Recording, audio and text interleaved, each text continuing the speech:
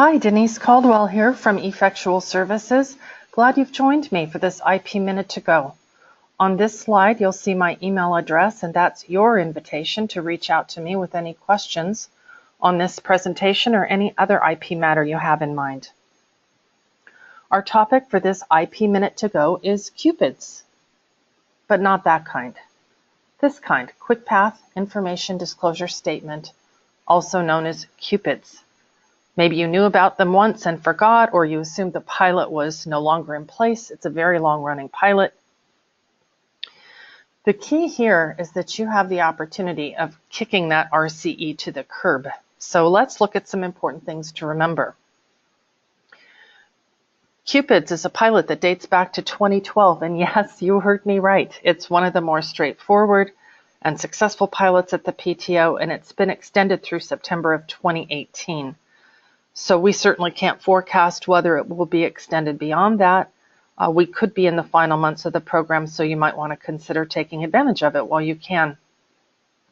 You can only use a QPIDS if you've already paid the issue fee, and this is my chance to say that a rigorous notice of allowance review program will eliminate the need for this step.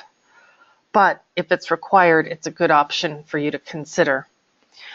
You must submit a conditional RCE with the fee along with your QPIDS so that if the examiner determines it won't be allowed, you have a backup plan. You must also submit an e-petition for withdrawal from issue and use the proper form to designate your filing as a QPIDS. And in case you're wondering, the pilot specifically states that paper filing is not permitted under this program. So why would you consider using a QPID? In short, it's to get references cited in a case where it was inadvertently omitted. And it's a great way to avoid the expense, embarrassment, and delay that can come with an RCE. So here's some fast facts. You can use them for utility and reissue cases. You can use them in cases where you were aware of a reference before the payment of the issue fee if you can certify under 37 CFR 197E. If you can't certify under that rule, you may not use a QPIDS. You may not use them, as I said, before the payment of the issue fee, and they're not allowed for re-exams, plants, or design cases.